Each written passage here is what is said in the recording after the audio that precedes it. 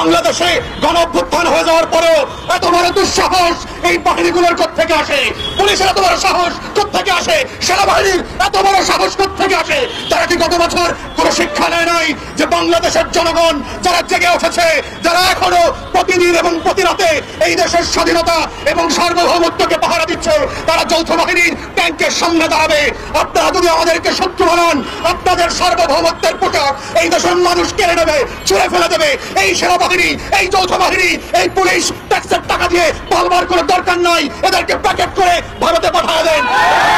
দিল্লির গোলামদেরকে আমরা ট্যাক্সপেয়ারদের টাকায় পুষবো না, ওদেরকে ভারতের কাপড় কিনে দেন, বিএসএফ এর পতাকা দিয়ে ওদের সাহসগুলোকে, ওদের শরীরটাকে মোড়ায় দিল্লিতে পাঠিয়ে দেন।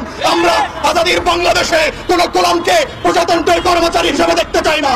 তাই আমাদের দাবি খুব পরিষ্কার, বাহিনীগুলোকে বলছি, পুলিশকে বলছি, যারা পারাবারি করেছেন, ইতিমধ্যে প্রায় 24 ঘন্টা পার হতে চলেছে, কাউকে এখনো সাসপেন্ড করা হয় নাই, কাউকে চাকরিচ্যুত করা হয় নাই, কাউকে এখন পর্যন্ত ইনভেস্টিগেশন করবার জন্য কোনো কমিটি তৈরি করা হয় নাই।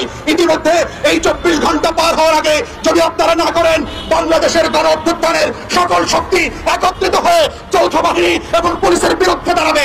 যদি আপনারা সেইটা না চান, দিল্লির গোলামের বিরুদ্ধে যদি আপনারা আজাদির পক্ষে থাকেন, তাহলে আমাদের পক্ষে দাঁড়াবেন, লাল সবুজের পক্ষে দাঁড়াবেন এবং বাহিনীগুলোর পক্ষ থেকে নুরুল হক নূর রাজনীতিবিদ গণ অধিকার পরিষদের কাছে অবিলম্বে ক্ষমা চাইতে হবে। এই রাষ্ট্র কোনো বাহিনীর কাছে বিক্রি করে দেওয়া হয় নাই এবং দেওয়া হবে না।